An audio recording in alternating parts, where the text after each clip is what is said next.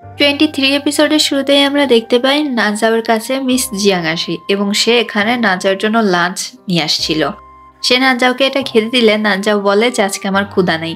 তখন miss Jiang মিটমিট করে হেসে দেয় এবং সে বলে যে আপনি কি চিংচিং এর জন্য আমার আনা খাবারটা খাবেন না নাজাও?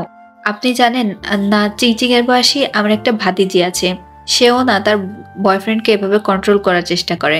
আসলে আমার মনে হয় বয়ফ্রেন্ডদেরকে এত কন্ট্রোল করা ঠিক না। আমার ভাতিজি যা খুশি তাই করে, বাইরে ছেলেদের সঙ্গে মেশে, তার অনেক ফ্রেন্ডস আছে।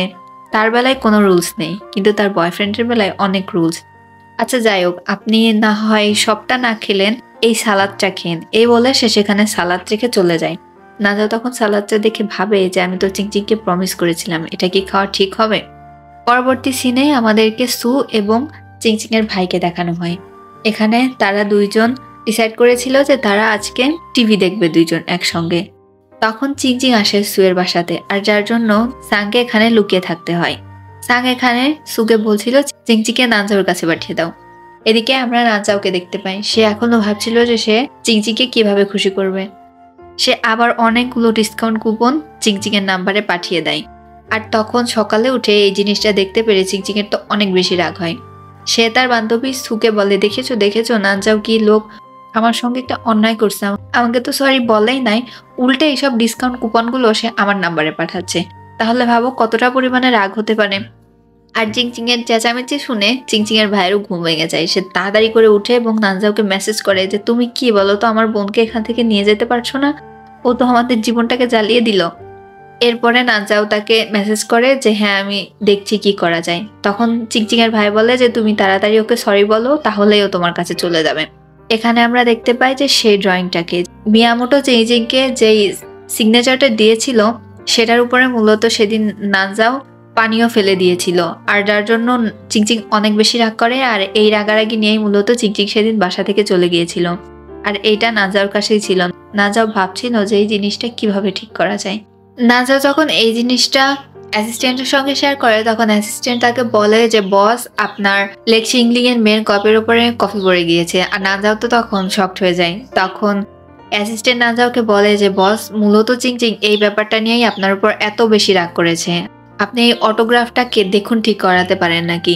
এরপরে আমরা দেখতে পাই এখানে নাজাও মিস জিয়াংকে ডাকে এবং তাকে বলে যে আজকের সকল মিটিং পোস্টপন করে দিতে। সে এখানে মিয়ামোটোর সঙ্গে দেখা করতে যায়। মিয়ামোটোর সঙ্গে দেখা করে সে নিজের পরিচয় দেয় এবং তাকে বলে যে অটোগ্রাফ দিতে এরকম।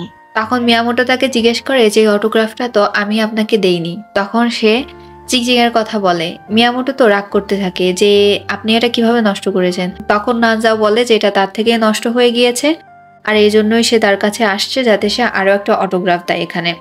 মিয়ামোটো বলে যে অটোগ্রাফটা আমি কাকে দিয়েছিলাম। তখন সে অভিনয় করে দেখাতে থাকে চিংচিং এর। আর এখানে মিস জিয়াং এই জিনিসটা দেখে তো অনেক বেশি হতবাক হয়ে যায়। তারপরে সে মিয়ামোটোকে অনেক রিকোয়েস্ট করে যে সে যেন আরো একটা এরকম অটোগ্রাফ দেয় তাকে, যাতে তার গার্লফ্রেন্ড খুশি হয়ে যায়। এরপরে মিয়ামোটো তাকে জিজ্ঞেস করে যে তুমি তোমার গার্লফ্রেন্ডকে অনেক বেশি ভালোবাসো তাই না। এই কথা বলে সে আরো একটা কার্টুন ক্রিয়েটার সেখানে ক্রিয়েট করে তার পাশে আরো একটা অটোগ্রাফ দিয়ে দেয়। এখানে আমরা নানজাওকে দেখতে পাই সে চিংচিংকে পিক করতে আসে। সে এসে দেখে যে চিংচিং এবং জেইং একসঙ্গে খেতে গিয়েছে। সে চিংচিং এবং জেইং এর পিছু করতে করতে সে রেস্টুরেন্টে ঢুকে যায়। সে একটা টেবিলে গিয়ে বসে। চিংচিং যখন খাচ্ছিল তখন বারবারই জেইং তাকে কিছু একটা বলার চেষ্টা করছিল। সে চিংচিংকে প্রপোজ করবেই ভাবছিল, এমনই সময় নানজাও চিংচিংকে একটা টেক্সট করে যে সে কোথায় আছে। চিংচিং তখন বলে যে আমি যেখানেই থাকি, তাতে তোমার কি। সে কিছুই বলে না। নানজাও এখানে উঠে দাঁড়িয়ে জেইং আসলে কি করতে চাচ্ছে। আর এই সময় একজন ওয়েটার সঙ্গে ধাক্কা লেগে চিংচিং নানজাওকে দেখে ফেলে এবং সে নানজাওকে দেখে বলে যে আরে নানজাও তুমি এখানে। তখন নানজাও চিংচিংকে বলে হোয়াট এ কোইন্সিডেন্স, চিংচিং তুমিও এখানে আসছো। আর এরপরে সে জেইংকে হাই দেয়। জেইং তো তার মনের কথা বলতে পারে না, একদম চুপ হয়ে গিয়েছিল। তারপরে এখানে নাজাও চিংচিংকে নিয়ে এখান থেকে চলে আসে এবং সে চিংচিংকে সরি বলে। তারপরে নাজাও চিংচিংকে মিয়ামোটোর দেয়া সে অটোগ্রাফটাকে দেখায় এবং বলে যে আমি তোমার জন্য মিয়ামোটোর থেকে এই অটোগ্রাফটা ঠিক করাইয়ে নিয়ে আসছি, আর দেখো এখানে সে আরো একটা অটোগ্রাফ দিছে। আর এই জিনিসটা দেখে চিংচিং তো অনেক বেশি খুশি হয়ে যায়। সে নানজাওকে জড়িয়ে ধরে। নানজাও চিংচিং এর জন্য লাঞ্চ তৈরি করে। এখানে সে এগুলোকে খেতে বলে চিংচিংকে এবং বলে যেগুলো সে নিজের হাতে তৈরি করছে। কথায় কথায় এক পর্যায়ে সে বলেই দেয় সেই খাবারগুলো অর্ডার করছে। আর তখন চিংচিং তাকে বলে যে তুমি আমার কাছে এগিয়ে আসো, এই বলে সে নাজাওয়ার কান মলে দেয় এবং বলে যে খাবারগুলো অর্ডার করে তুমি বলছো যে এগুলো তুমি নিজে হাতে রান্না করেছো। অপরদিকে আমরা দেখতে পাই সাংকে। এখানে সাংয়ের আগের প্রেমিকার কথা শুনে সু সাংয়ের উপর রাগ করে এবং সে তাকে দিয়ে প্রমিস করায় যে জীবনে কোনোদিন সে আর অন্য কোনো মেয়ের দিকে তাকাবে না। তখন সুয়ের কাছে ফোন দেয় চিংচিং। এখানে সু ফোন কাটতেও পারছিল না, সাং বারবারই বলছিল ফোন কেটে দাও, ওকে পরে ফোন করতে বলো। বাট চিংচিং এর ইনসিস্টে সু ফোনটাকে কাটতে পারে না। কথা বলতে বলতে 2-3 ঘন্টা হয়ে যায়, তারপরেও চিংচিং ফোনটা কাটছিল না। এক পর্যায়ে সাং অনেক বেশি রাগ করে এবং রাগ করে বলে চিংচিং তোমার কি খেয়ে দেওয়ার কোনো কাজ নেই, তুমি বারবারই সুকে কেন ফোন দিচ্ছ। সে ফোনটাকে কেটে দেয়। আর তখন চিংচিং বলে আরে এটা ভাইয়ের কণ্ঠ না।